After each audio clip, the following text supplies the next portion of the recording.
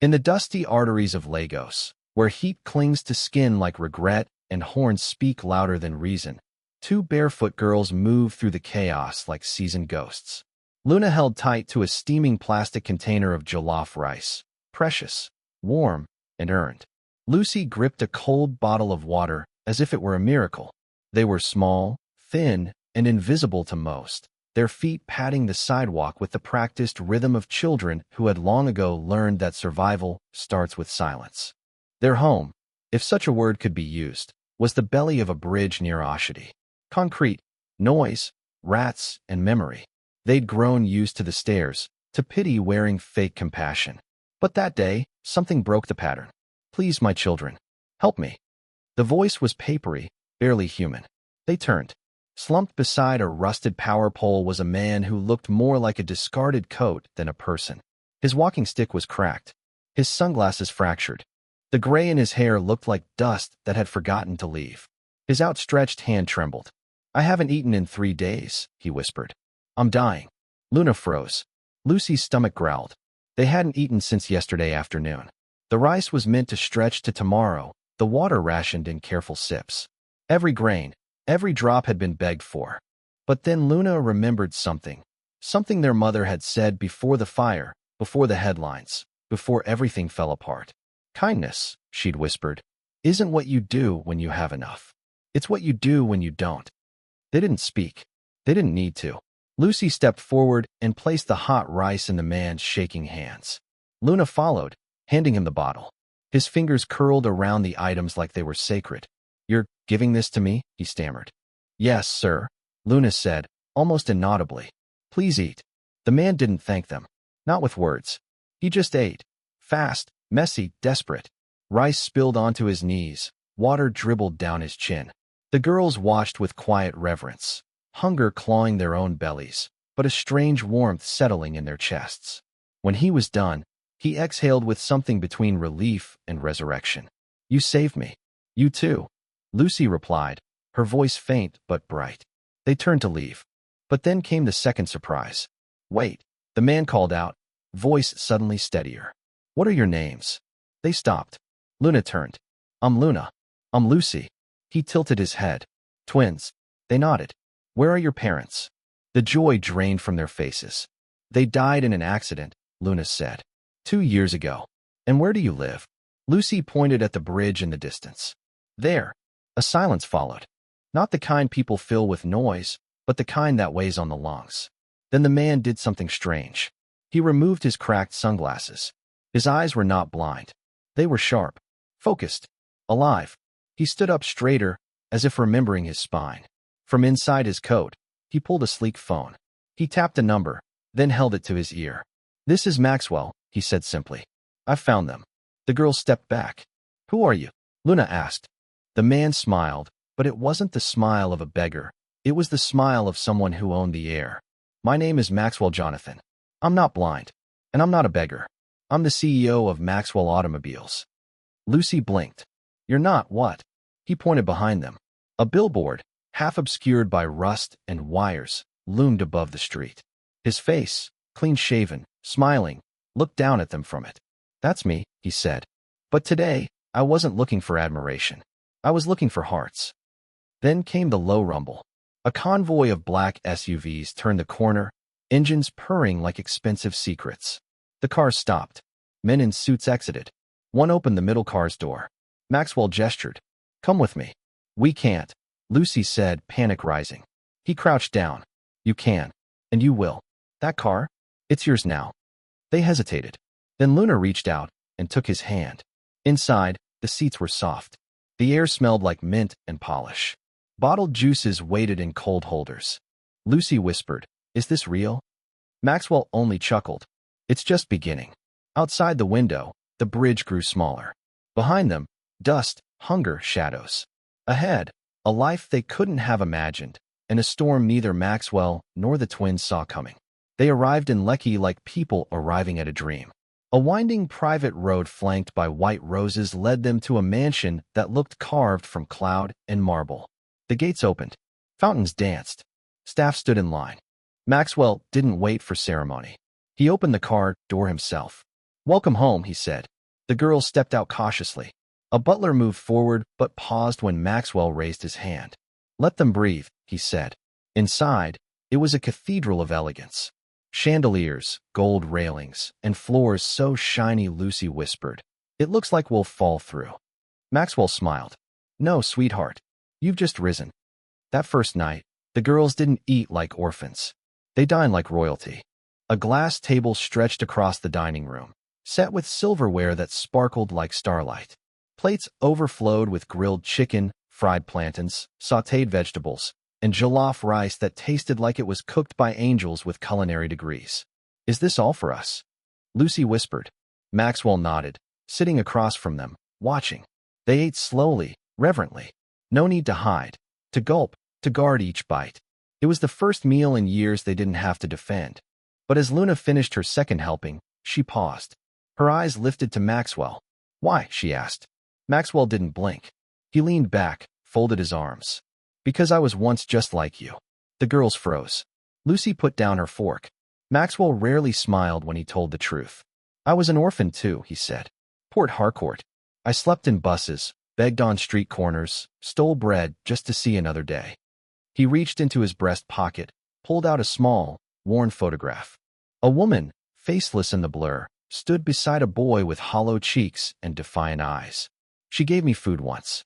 And she told me, someday, when you make it, find someone who was once like you. And lift them." I've spent years building things, cars, factories, companies. But today, I built something else. He looked at the girls. A promise. That night, they were taken to the Rose Room. 2 beds, soft and scented. A nightlight shaped like a glowing moon. A shelf full of books and dolls, none of which had missing limbs or eyes. The bathroom smelled like strawberries. The floor was warm. Luna whispered, "Is this what heaven smells like?" Lucy, curled beneath her floral blanket, only grinned. As Maxwell peeked in, they chorused, "Good night, sir." He smiled. "Good night, my stars." But before he could close the door, Luna sat up. "Are we really staying here?" Maxwell hesitated. "If you want to. This is your home now." Then, almost too quietly, he added, "But..." Lucy's voice cut in. "But what?" "There are people who don't want me to care. People who prefer I stay alone." Luna frowned. "Why?" Maxwell stepped into the room. His voice lowered. "Because when you care, you make enemies. And when I brought you into my world, I gave them something new to attack." Lucy sat up straighter. "Are we in danger?" "Not yet. But if anyone ever asks about me, or about you, don't answer. Promise me." They nodded. He turned off the light. But Maxwell didn't leave the hallway. Not immediately. His hand stayed on the door. His phone buzzed. A message flashed. "They're watching. You've made a mistake." His jaw clenched. Somewhere in the house, silence carried tension. The next 3 days felt like something out of a fairy tale written by a civil engineer with a taste for architecture and order. Warm breakfasts waited each morning. Tutors arrived with tablets and books, teaching them letters, numbers, and stories about people who changed the world. In the afternoons, they played in the garden. Evenings were for story time in the library with Maxwell, who, despite his stern face, read with the cadence of someone who had once found salvation in a book. But not all fairy tales stay golden. That 4th evening, as dusk painted the walls in soft orange, a new visitor arrived. Monica David. She wore a fitted emerald gown that cost more than the average car, and heels that sounded like accusations. Her lipstick was sharp, her bun tighter than her smile. The moment she saw the twins, she froze. "These are the children?" she asked Maxwell, descending the staircase. "Yes." She looked them over like assets, not people. "Strays from the street? And you brought them here?" Maxwell didn't blink. "They're not strays. They're mine now." Monica laughed. A cold, glass-shattering sound. "Do you remember what happened the last time you trusted a pair of strangers?" Maxwell's face darkened. "These girls are different. They always seem different at first," she muttered. The twins felt it. Even from across the hallway. This woman didn't like them. And she didn't plan to pretend. Later that night, Lucy slipped into the kitchen for a drink. The house was quiet. Too quiet. But as she reached for a cup, she froze. Monica's voice drifted in from the pantry. "If we don't act soon, they'll take everything. The old man is getting soft again. I don't care if they're 5, they're a threat." Lucy's grip slipped. The glass fell. It shattered. Monica appeared in an instant. Eyes narrow. Heels deadly. You. Lucy backed away. What did you hear? And nothing. Monica grabbed her arm. Don't lie to me. But then Luna appeared, running, wild, furious. Let her go. She pushed. Monica stumbled back. Not far, but far enough. Guards burst in. Maxwell followed, breathless. She tried to hurt Lucy. Luna cried. She was spying. Monica snapped. Maxwell looked from Monica to Lucy, then back. Go to your room, Monica. Her mouth opened. Excuse me. I said go. Her eyes burned. But she obeyed. Only barely. After she left, Maxwell knelt. Are you okay? Luna nodded. Lucy was trembling. She said we're a threat. Lucy whispered. Maxwell exhaled hard. Because you matter. And people like her? They fear anything that makes me human. Are you sending us away? Luna asked, voice cracking. His hands tightened on their shoulders. Never. He turned to the head of security. Double their protection. 2 guards outside their door every night. No exceptions. The next morning, one twin didn't wake up. Lucy rolled over, still half asleep. Luna, she mumbled. No answer. She sat up. The second bed was cold. She checked the bathroom. Empty. Her sister's toothbrush hadn't been used. Her shoes were still neatly placed. The guards gone. Lucy ran into the hallway. Mama Ada, she called. Luna's not in the room. The housekeeper's face went pale. Maxwell, downstairs mid-coffee, dropped his cup. What do you mean she's missing? The house erupted. Cameras were scanned. Rooms searched. Doors unlocked. Maxwell's tech team dug into surveillance feeds, scrubbing frame by frame. At 3:42 a.m., a figure appeared in one hallway. A woman, cloaked in black. Her face only partially visible in a single frame. But enough. Monica. She was holding Luna's hand. Maxwell's fists clenched. She took her. He turned to his assistant. Call the police. Alert every border. I want every license plate scanned in a 50-mile radius. And give me my drone access. Now. Lucy stood in the doorway, eyes wide, voice broken. She took my sister. Maxwell knelt before her. I promise you, Lucy, I will bring her back. But why? Maxwell hesitated. Because you were never just girls. You were miracles. And someone's afraid of what you might become. Luna woke to darkness. The air was cold, metallic. The walls were smooth concrete, painted in shadows. A single flickering light dangled above. Her shoes were gone. Her wrists ached from how tightly she'd clutched the blanket in her sleep. There was no window. Just one door, steel, bolted. Her voice barely worked. Lucy. No answer. She tried to stand. Her knees buckled, but she stayed up. Someone had taken her. Someone had taken her far. The door creaked. Monica stepped in. She wasn't dressed like the woman from the mansion. No heels. No perfume. No emerald gowns. She wore all black. Hair still too neat. Eyes still too sharp. Hello, Luna, she said. Luna didn't respond. I imagine you're scared. You should be. But I'm not here to hurt you. Luna narrowed her eyes. Where's Lucy? Where's Mr. Maxwell? Monica's smile didn't reach her eyes. Safe. For now. But you and I, we need to talk. She pulled a chair and sat like a queen in a dungeon. Maxwell took everything from me. Everything. The company? Mine. The fortune? Mine. The empire he built? I laid the foundation. But then he decided to be noble. Gave it all to charity and to you. Monica's voice darkened. To 2 street girls who gave him jollof rice. Luna stayed quiet. That made Monica angrier. You don't know what you're worth. But I do. He made you heirs. Legal heirs. The paperwork is locked in a vault, but I know. And if I can't destroy him, I can destroy the legacy. She raised a phone and turned on the camera. Maxwell's face appeared on screen. Where is she? His voice was ice wrapped in thunder. Monica turned the camera to Luna. She's alive. For now. Monica, he growled. If you hurt her, you'll what? Call the police? Drag your drones? He didn't flinch. What do you want? Everything. Access to your offshore accounts. Your manufacturing patents. Your public resignation. Maxwell's jaw tensed. Or. Monica leaned in toward the camera. Or the world watches your precious girl vanish. Then she ended the call. Luna stared at the wall. Her hands trembled. Her stomach twisted. But she didn't cry. Crying doesn't fix the storm, Mommy used to say. Bravery walks through it. Back in Lecky, Maxwell moved like a man shedding his skin. He entered a sealed room behind a hidden wall. Inside, a drawer long untouched. An old military ID. 2 black gloves. A satellite phone. He dialed one number. "I need a favor," he said. "No questions. She's been taken." The voice on the other end replied with only 3 words. "I'm on it." That night, as Lagos slept, the city buzzed with silent motion. License plates scanned. Routes predicted. Communications intercepted. Maxwell's enemies thought he'd gone soft. They were wrong. Somewhere near Ape, inside a warehouse that smelled like rust and secrets, Luna counted floor tiles. 32 of them. Twice. Her throat burned. Her mind raced. But her heart held steady. Then she heard it. Footsteps. 2 men entered. One had a jagged scar across his cheek. The other wore a headset and carried a duffel bag. "She's awake," said the scarred one. His voice was gravel. "Good," said the other. "Let's finish this." They moved closer. Luna backed against the wall. Silent. The door behind them exploded. Smoke rolled in like fog. Alarms blared. A flashbang cracked. Then silence. 3 figures in black tactical gear burst into the room. Precise. Swift.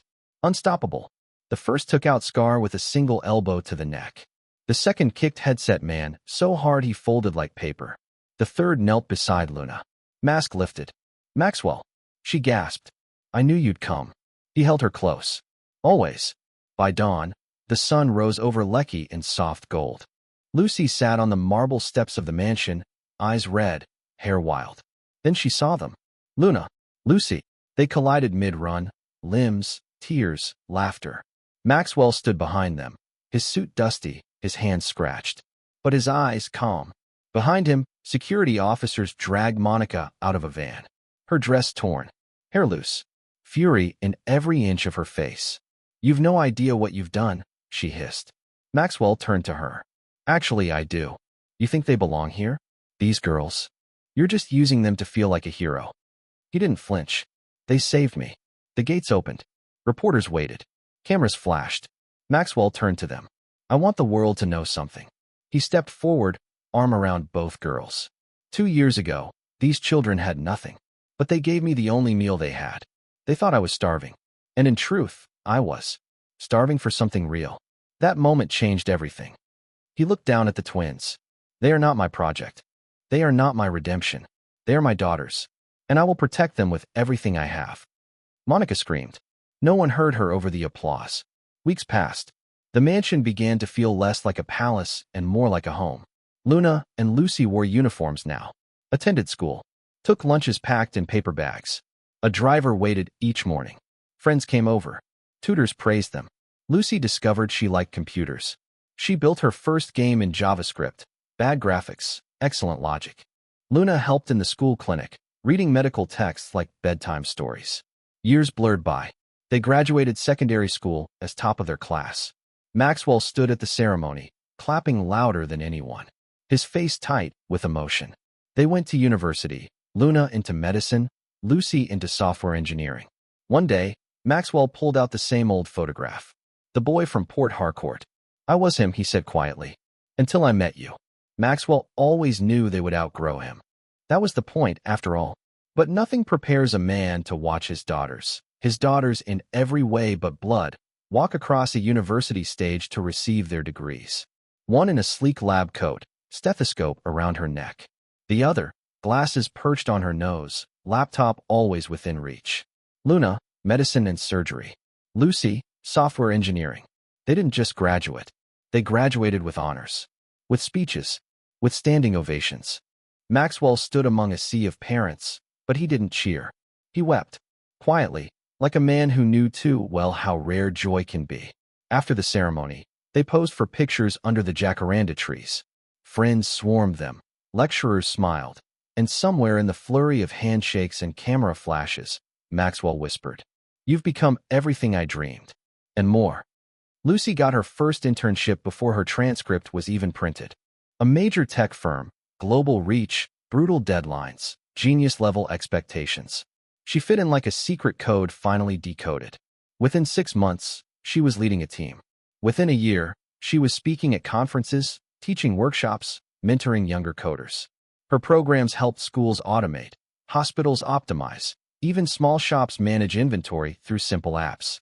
What others saw as problems, she translated into patterns, and then into solutions. Luna, meanwhile, was rarely seen without her white coat. She joined a rural health outreach and, during her first week, helped deliver a baby girl in the back of a clinic van during a blackout. The mother named the baby Hope.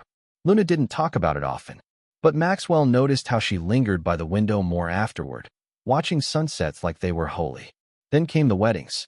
Lucy met Martins, soft-spoken, brilliant, a chemical engineer who thought in formulas but kissed like poetry.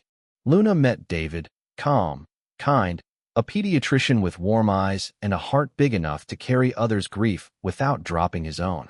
The weddings were grand. 2 different venues, 2 different styles, but one constant: Maxwell gave them away. Twice. Not as a benefactor, not as a philanthropist, as a father. At Lucy's reception, he danced until his knees hurt. At Luna's, he cried during her vows. "To the man who took me from a bridge and gave me a sky," she said, eyes glistening. "Thank you." He never let anyone see just how hard he gripped his glass when she said it.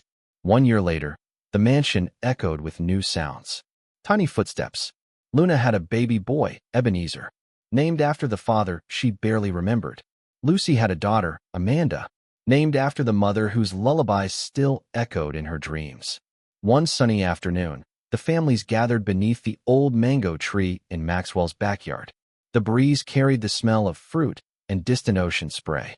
Lucy and Luna sat on the garden bench, rocking their babies, their husbands joking inside with Maxwell. Lucy turned to her sister. "Do you remember the jollof rice?" Luna laughed. "The one we didn't eat that changed everything." Silence settled. Then Luna whispered, "Do you think they're proud? Mom and Dad?" Lucy didn't answer immediately. She just watched her daughter toddle across the grass, chasing her cousin under the afternoon sun. "I think they never stopped watching." Maxwell stepped out, now with silver in his beard but fire still in his bones. He looked at the girls. No longer girls. Women. Wives. Mothers. "I've been thinking," Lucy said suddenly. Maxwell raised an eyebrow. "We should start something," Luna added. "For kids like us. Ones nobody sees." Maxwell blinked. Slowly. Then nodded. "Then let's build it together." 2 years later, the Amanda Jonathan Foundation opened its doors. A sanctuary. A school. A haven. Dormitories, classrooms, kitchens, therapy rooms, play areas. Children with stories too heavy for their age found safety behind those gates. Food that didn't require begging. Beds that didn't come with bruises. Teachers that saw potential, not pity. Maxwell funded it. Lucy designed the management system. Luna handled health and wellness. The first girl they took in? Her name was Zuri. 8 years old. Found scavenging outside a stadium. She built her first robot out of scrap within 6 weeks of arrival. The press came. The cameras rolled. But the speech Maxwell gave wasn't about image. It was about redemption. "Years ago," he began, standing before a sea of curious faces. "2 girls gave their only meal to someone they thought was starving. They didn't know I owned a car company. They didn't care. They just helped." He paused. "And in doing so, they saved me." He looked at the children gathered before him now. "This place isn't about charity. It's about legacy. About giving others what we were once denied: safety, belief, a second chance." The crowd clapped. But the only applause Maxwell truly heard came later, when Luna hugged him without saying a word. Time passed. The world changed. The economy shifted.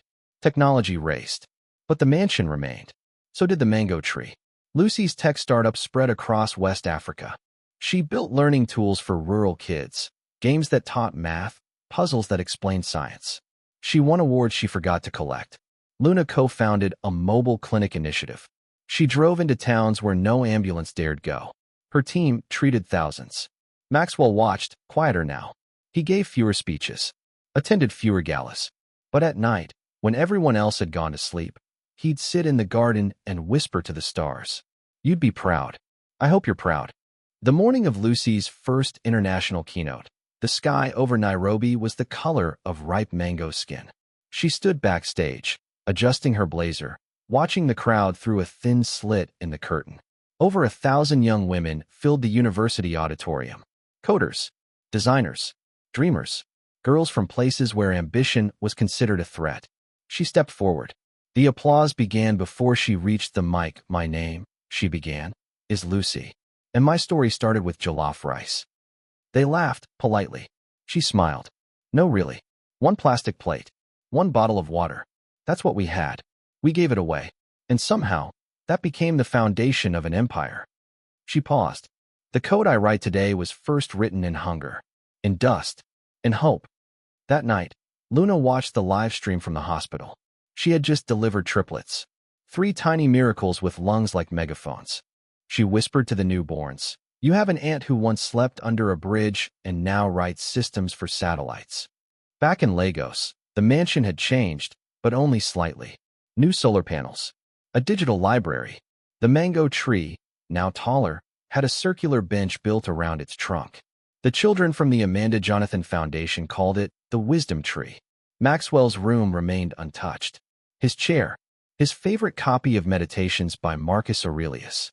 His cufflinks, still in their dish. Luna entered that room once a week. She dusted the shelves herself. "I want him to know I'm still listening," she'd say. Ebenezer turned 13. He stopped answering to Eben and insisted on Z. He built a drone using 3D printed parts and old remote controls. The first test flight crashed into a fruit cart. The second mapped 5 square miles. Amanda, meanwhile, published her first book, Butterflies Don't Beg. It was a children's novel about 2 sisters who trade their only food to a wizard in disguise. The dedication read, "For the man who saw queens where others saw strays." Then, the letter came, stamped in deep green, the seal of the Nigerian Ministry of Education. Subject, National Award for Civic Excellence, Amanda Jonathan Foundation. Luna read it aloud to Lucy under the mango tree. "They want to name a federal scholarship after him." Lucy closed her eyes. He would have hated that. But he would have attended. They both laughed, then grew quiet. Lucy sipped her tea. "You ever think about the others?" Luna didn't need clarification. "The ones we begged with. The girl with the limp. The boy with the burn scar who sold biscuits." "All the time," she whispered. They sat in silence. Then Lucy said, "Let's find them." It became a mission. They expanded the foundation's reach, not just to children, but to lost children who became lost adults. Through biometric archives and social media, they found 5. One was in prison. One was a single mother of 3. One had vanished. 2 came. They were cleaned, clothed, and counseled. Not all transformations are cinematic. One stole from the kitchen and fled. Another relapsed into addiction. But the 2 who stayed, they thrived. One became a carpenter. The other started teaching math to the newest children. Meanwhile, Lucy received an invitation to speak at the UN General Assembly. She stood beneath the dome, blazer crisp, voice steady. "We build apps," she said. "But the most powerful program we ever ran was empathy. Our mission isn't just technical, it's ancestral. We remember who we were, and that memory fuels who we serve." The room stood, not because she was brilliant, because she was honest. In Lagos, Luna's medical fleet expanded. 8 mobile clinics. Over 42,000 patients treated. But one day, she drove herself in an old van, alone, back to Oshodi Bridge. Just to stand there.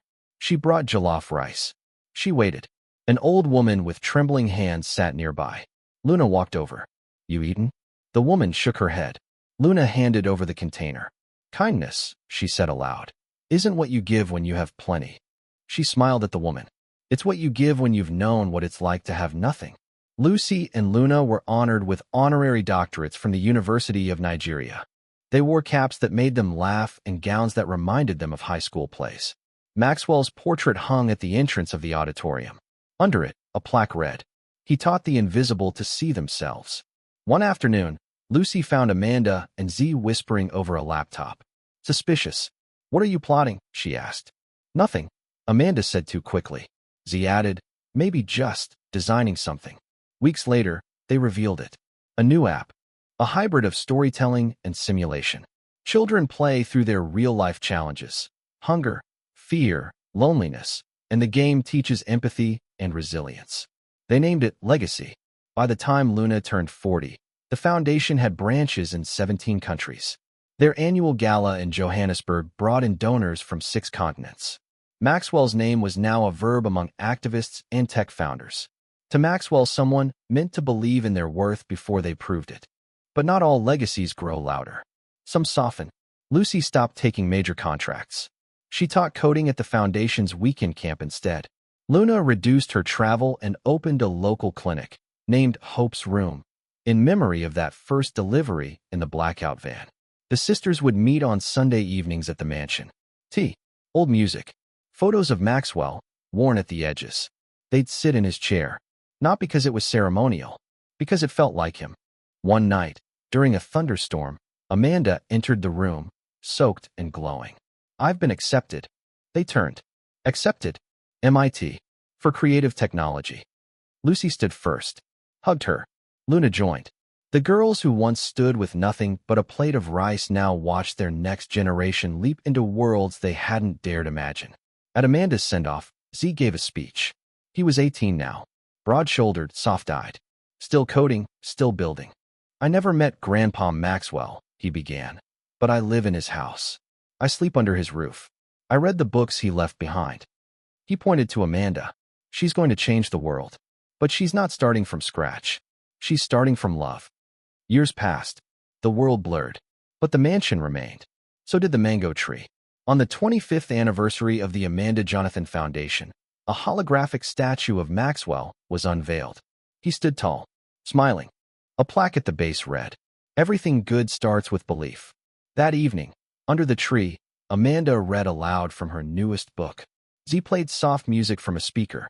Lucy and Luna sat side by side, hair now silver-streaked, eyes still firelit. They watched grandchildren chase butterflies, watched old dreams walk in younger shoes, watched and whispered, "We were never meant to be queens. But we were never meant to be beggars either." "No," Luna said. "We were meant to be remembered." And they were.